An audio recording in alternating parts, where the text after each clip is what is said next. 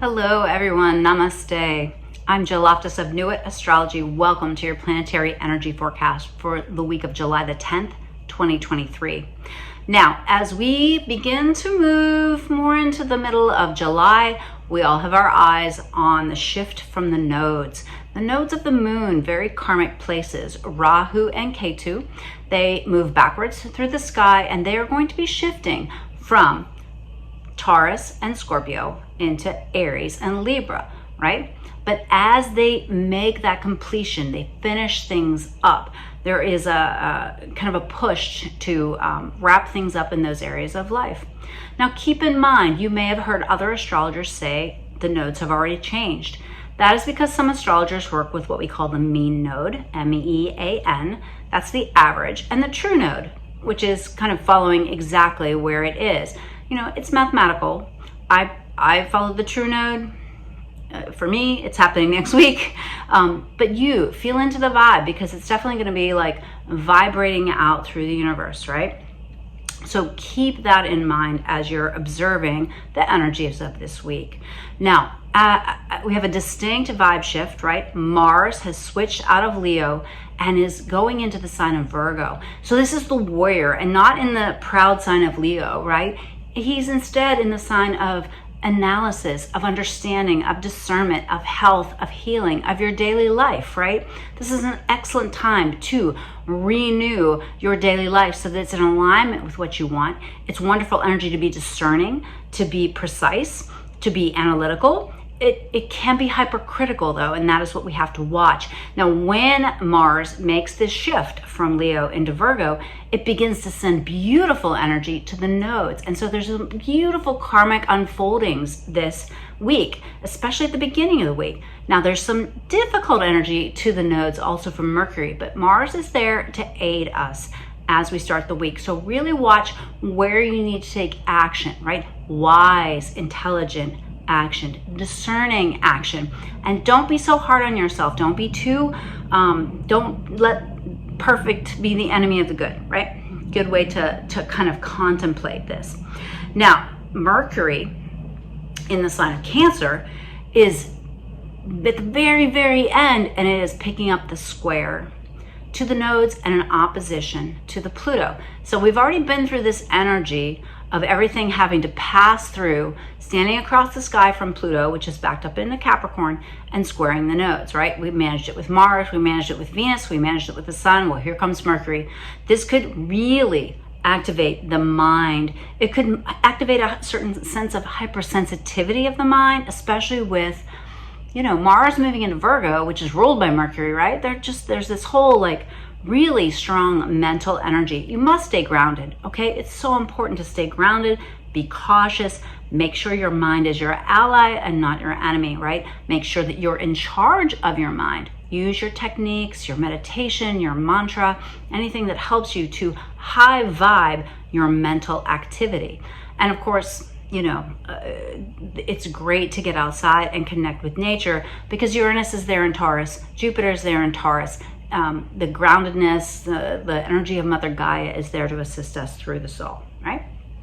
All right, so watch out for any power struggles, especially mental ones, right? You can like not engage with somebody and then they can take up space in your head, right? This is what you really need to let go of, right? Don't allow people to do that, right?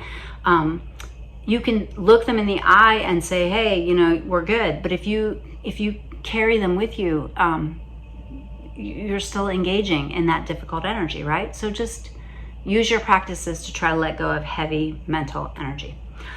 Then on the 11th, Mercury makes the switch and moves into the sign of Leo. Now, this is definitely going to give a little bit more of an opinionated vibe, a little more like, I want you to hear me. I want you to understand what I'm saying, this drive to communicate. Now, this can be expressed in beautiful high Leo vibes by being creative and expressive and dramatic in a good way, right?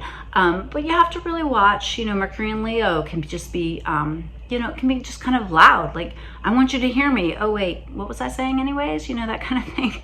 So be a little cautious with that, especially because even though when it steps into Leo, it will be a little further away from the opposition to Pluto, but it will be precisely square the nodes. So think back 19 years, what was going on?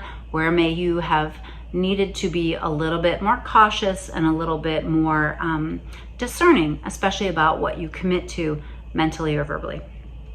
All right, now on the 11th, also there's an exact square between the Sun in Cancer and the Chiron in Aries. High sensitivity here, very much highlighting any issues you may have had with mothers or women or mothering, or that, you know, deep inner tender self and that, you know, warrior, fighter, battler self, right?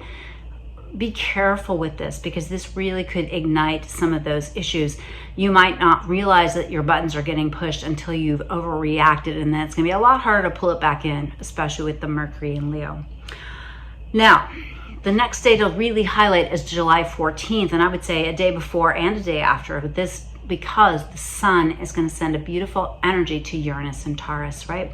So Sun in Cancer, all about intuition, right? Uranus in Taurus, right? All about groundedness and finances and what you value, right? Could really offer some opportunities, so keep your eyes peeled for that. Now, on the 15th of July, we begin to step into this energy. It's not going to be exact, but we begin to step into the energy of Mars and Virgo being across the sky from Saturn, right? This is like the young man in Virgo saying, this is the way the world should be. And this is the old man in Pisces saying, son, you don't understand. There's just this kind of difficult energy between youth and father time, between perfection and dissolution, right?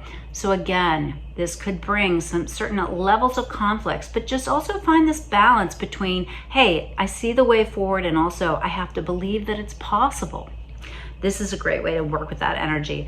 Another thing to take note of on the 15th, on Sunday, is there's a moon void, 8:35 Eastern to 1:13. So in that time range, not a good time for signing contracts, initiating, launching, beginning anything that you want to be concrete or stable. Now, because Mars is across the sky from Saturn, there will be a certain amount of concretization, confirming, grounding energy available, but you really have to be discerning about it, and you also have to be inspired, right? You have to believe. But watch that moon void. As we finish up the week, we've got Mercury in Leo moving forward and begins to pick up a square with Jupiter. All right, Jupiter is in Taurus. Anytime you touch Jupiter, it tends to work out, but it can also, Jupiter can just be like, whoa, make it bigger. So really watch any hypersensitivity, any argumentativeness. Again, this desire for perfection, perfection, perfection. I want it my way or the highway, that kind of thing. That's not really going to work, all right? So you're going to have to honor the lawgiver. You're going to have to give boons to that which is grounded in reality, right? And so be a little more careful, cautious with the energy on that day. We do also have on the 16th a Cancer moon, which is very intuitive. And so it might be better as we get into that time period. You know, you've got the clash between the fire and the earth. And so the answer towards the end of the week might be, again, more water. We will get into more of that Mars Saturn. So be careful with that. Really watch, know where that, you know, that axis between Virgo and Pisces is in your chart. There's going to be a tug of war there, and you're going to have to see how you can achieve balance. All right. Well, I hope this was useful and helpful. I hope you have a wonderful week, and I apologize. I am traveling and I am unable to do the tarot today, but I will be back next week with a full forecast. If you have any questions, drop them in the comments. I always love to hear from you. I appreciate anything you have to say, any likes, things like that.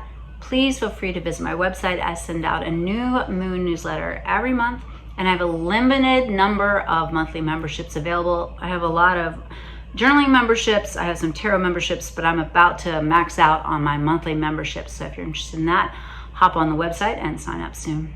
All right, my friends, namaste. I hope you have a wonderful week.